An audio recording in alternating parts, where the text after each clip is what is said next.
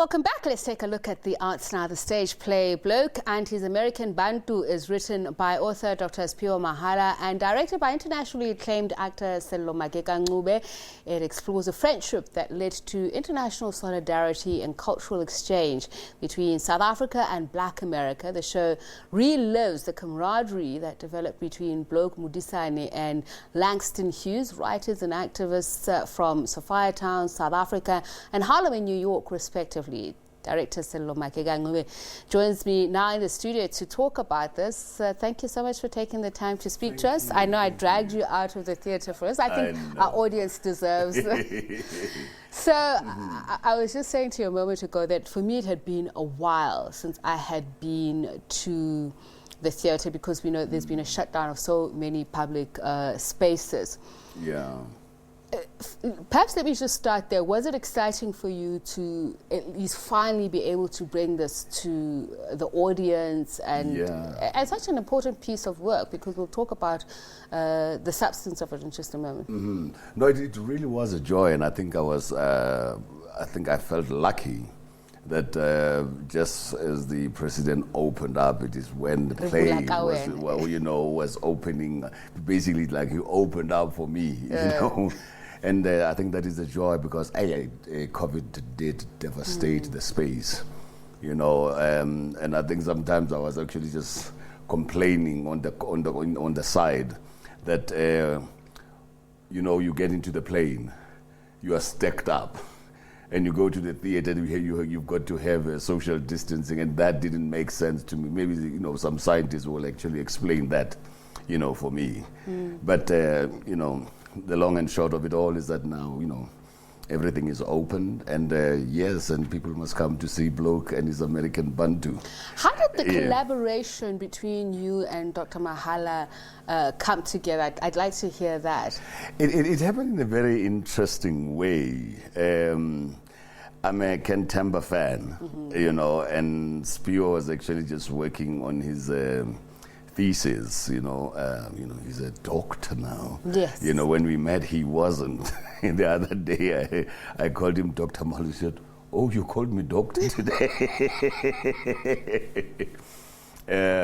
You know, and yeah, we came, you know, because of, you know, kaNcube. I came to know kaNcube during a very difficult time in my career, you know, and I was really getting despondent. And I came across the world of kaNcube, and I read that book, and I found in it somebody who was, you know, capturing a life that I could relate to, but also with an exquisite use. In what of, way? You know, of English language. What could you relate to? You know, like, I mean, the way he would write about Dobsonville, I mean, Dube Station. You know, writing about 10 to 10, you know, the last train from Johannesburg. I know those stories, you know, but the way he wrote, you know, I mean, his use of language, and just explaining certain things. I mean, there's somewhere in his book where kaNcube says, you know, talking about how, you know, white people would call us boys, you know, and he says, there's something in a white man's intonation that makes an innocuous word like boy feel like barbed wire across a bare back. You know, I mean, you know, listen to that imagery. And yeah, it was that you know, that Kevin, his use of the language, the township scenarios that he used to capture, you know. And after reading the book, I actually compiled some of the writings into a one-man show. I think it was around about 1995, you know, and fortunately Bunny Simon saw me do that, and when Ntate Muthobi Motloatse came with a proposal that we should do 3 of kaNcube's short stories, we settled on The Suit, you know, and I think also The Suit was a play that just turned my acting career into another sphere. So I'd like to take that common thread. I mean, we had Dr. Mahala here to talk about that biography he wrote of kaNcube, and yes. it was interesting to hear how his description of the human condition here. There in that book, which you seem to have translated in the works of this play through, and you can tell me your interpretation, the direction, but take me back to the 1960s, Modisane and Hughes. Yes. I mean, Bloke had just left the country in, what, I think 1959. He went through Botswana. What apartheid did, was causing us to have a black brain drain, for those that left the country. And also it caused a black brain destruction, of the exiles that stays, because somehow their intellectualism got a bit doused down and, shoved on the side. I even say this when you look into the theater landscape. If you have to talk about actors of, let's say, Ndate John Gani's contemporaries, how many can you mention? It's Ndate John Gani, and then who? And then did you see? And I think that, and I actually made this observation roundabout even in the late 80s. You could not finish a hand counting, Ndate John Gani's contemporaries. And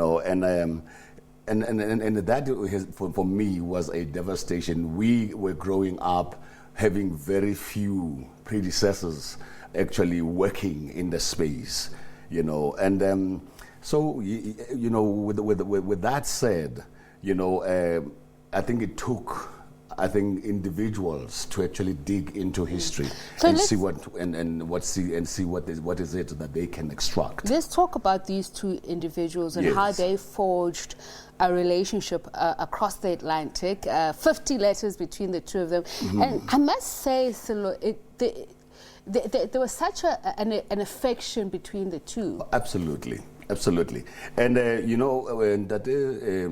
what Dr. Siphiwo Mahala, I call him Tate, relax, dude. Dr. Mahala, actually had gone to research the relationship between Langston, Hughes, and Mphahlele, and only to find that when he read the communication between the two, they were constantly referring to Bloke. So he actually then inquired, is there a communication between Langston Hughes and Bloke Modisane? And the relationship and the closeness and the constancy of how they wrote to one another, and the deep emotions and the frustration that Bloke was actually suffering, because one thing about this play also deals with the pain of exile. When you actually just transposed from a life that and you get, there's somewhere where he says, one feels like a pariah, living in the place of his former colonialists, and also now how Langston actually went out of his way to try and help him. And after, he consolidated lectures for him to tour across the U.S. universities, their friendship just blossomed, but that almost set Bloke Modisane on a rise, because from then on, because he was also an actor, he performed in Athol Fugard's Nongoko. So he was an actor, he was a writer, he was an activist, and I think a very deep lover, of African experience. I want to talk about, and I know I'm going to put together quite a number of things, but I think that they are all related. The dots do connect. The relevance, the resonance. You've got a 25-year-old Anele Nene who plays Bloke. You have Josiah Dos Molelo who plays Hughes. There's the age gap there, but I want to talk about the then and now. Juxtapose what was relevant then in terms of the lecture series, and I know I like the bit where Bloke talks about how being reductionist about Africa and the intellectual talent that comes out of here, reducing it to drums and beats, and we see that in the media a lot. Yes. And just the two actors that you chose, their interpretation of all of this. Yeah, you know, I have a way of, you know, when I work with actors, is that somehow, I mean, like for instance, I mean, Anele never lived through the experience of, you know, of apartheid. But, you know, in acting, what you tend to use actually is what we call substitution. You know, he may not have lived through the pain of apartheid, but he knows the pain of people who live in, you know, in Mjondolo, you know, and he has heard their pain. You know what I mean? So by understanding that pain, you transpose it onto, you know, the pain that Bloke underwent and felt, you know, being marginalized, you know, because now there was a time when the haves were whites, you know, now they are the black haves, and somehow they operate just like the haves who were white, you know, and I think the conflict between the two is actually almost the same as between whites and blacks. So that's the, you know, the substitution. You know, Dos is a well-refined and a Bain, you know, young black man. And, you know, he almost like fitted, you know, like a hand in a glove. And he has had international exposure. He's had, and what was beautiful was when I was talking to Siphiwo about casting, you know, I said, no, you know, the person that I see for this role is, you know, Dos Mulele. And he said, yeah, but now there's this other actor, man, you know, this other actor is the one for me. And I said, well, let me send you a picture of Dos. And he called and said, yeah, that's the guy I'm talking about. So we were in agreement, you know, as far as Dos is concerned. And Anele is a new find. You know, when I auditioned in Pretoria and I couldn't find anybody, I opened the audition nationally, and a young man from Durban sent me a tape, a video clip, and I looked at it and I said, I like what he has, you know, and it has been just a joy. You know, they've helped me to form, even to direct a play that is now being defined as an example of well-made theater and professional acting. You know, and our Label M even called it a well-written play produced, and a well-written, produced, performed, and you know, a timely play. It is timely because, as you said, the importance of us getting back into the arts after being denied that, at a time when people are talking about theatre dying. And it's sad. I'm a big fan of theatre. I think I was talking to one of my colleagues here in studio, and I was saying the thing about theatre actors is that you know, they bring the props to life. There's so much more that goes on. And the thing about the lessons, the substance in the play, in contemporary history now, this is why we need theatre. And also, you know, I mean, for me, it is also a celebration of the intellectuals of, you know, that black intellectuals that we've had. And what is presently happening is, like, when we want to talk about authentic stories are stories that are revealing the debased side of our humanity, you know, and we got to celebrate that we have been people who, you know, were very cerebral, you know, cerebral, and somehow it is like we just, the caricature of the black, you know, exactly, you know, and somehow sometimes even, you know, in performance, I mean, you find people talking about there's theater acting and let's say camera acting, because film and television uses the camera. And I think there are only two types of acting, good and bad. You know, people do bad acting and say it is theater acting. You know, I mean, these two mediums are all about space. And I want to talk about, as you say, just in terms of debase, and I was thinking about the arts in themselves, that sometimes people don't take you seriously when you're in the entertainment industry, because they say, she's just the newsreader, it's just the actor. There's a skill. I tell you, I mean, when I was, starting in the career, I had a friend, my father's friend, it always confused. Baba, which one am? And he used to say, usebenza kuphi? Wenzani? Uma nganathi noba uya-acta, ngiyazwa kodwa usebenza kuphi? And then the other thing that you get with more humble is that, but hey Archie, hey man, awungifake nami lapha e-TV ngizothi ukushaya into zami. Ngithi awuthi yami kusho umsebenzi wami uyawudelela.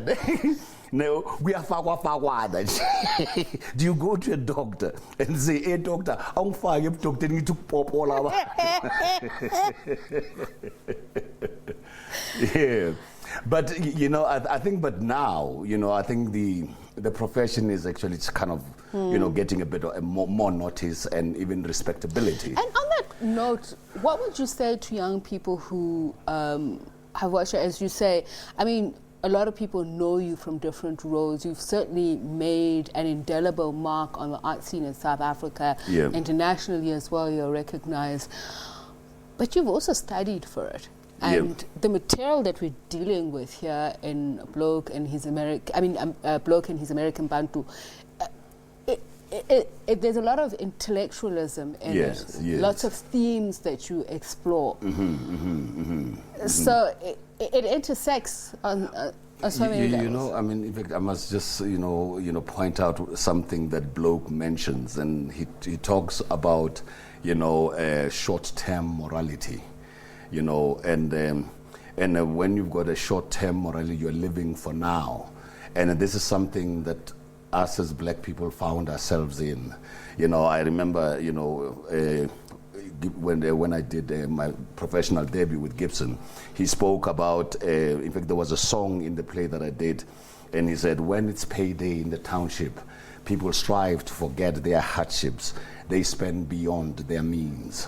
There's Aunt Grandma and a nephew, all depending on my meager wages. So how can I save a single cent? And Gibson, used to capture, I think what people were going through. But again, when you look at why are we in the position that we are in, this has to do with the dispossession of land, because now black people became laborers and tenants on their own land, got dispossessed of their cattle, and you wonder why we don't have entrepreneurial, gene in us. It is because for what?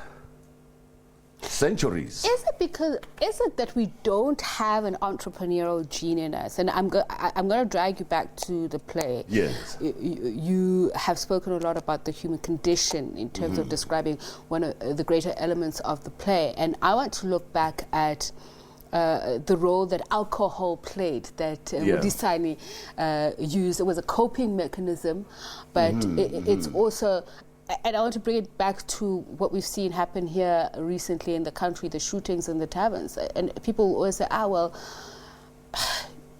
these blacks in these taverns, this is what they do. But it wasn't. It is how we have been conditioned by apartheid and colonialism, because those are the only things that we really had access to. Yeah, I mean, to a certain extent, but also I think now, there was a time when, for instance, all we had was to dance, play soccer and all. But I think now, with the new dispensation, we are responsible for how we have turned out to be, and we should have had a very clear vision and direction, and also a clear plan on engineering some kind of, psychological, restructuring, of the nation. And you can only do that through arts, through the culture. So we have failed to capitalize on that which we fought for to bring us out of this bondage. Absolutely. And also even just the stories that we tell. I always say that, you know, as actors or as artists, we serve as a mirror of our society.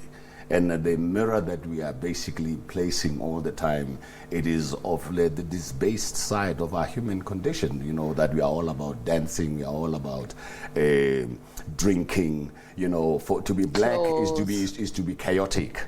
You know, when you say I'm black, the definition of that is you are chaotic, either disorderly. And now we have gone to the point of, you know, basically I'm very untidy. And when I remember when I was growing up, man, the township had its style. The township was clean. And there was a certain pride. People were house proud. People were, you know, basically proud of themselves, proud of how they projected themselves. No matter how there was a certain grace, you know, that we grew under. Sello Maake kaNcube, always a pleasure to speak to you. Thank you so much for speaking to us, sharing with us. Do go out and watch it there at the theatre. Bloke, and he's American Bantu. He's the director thereof. Thanks for joining us and speaking to us about it. No, thank you very much.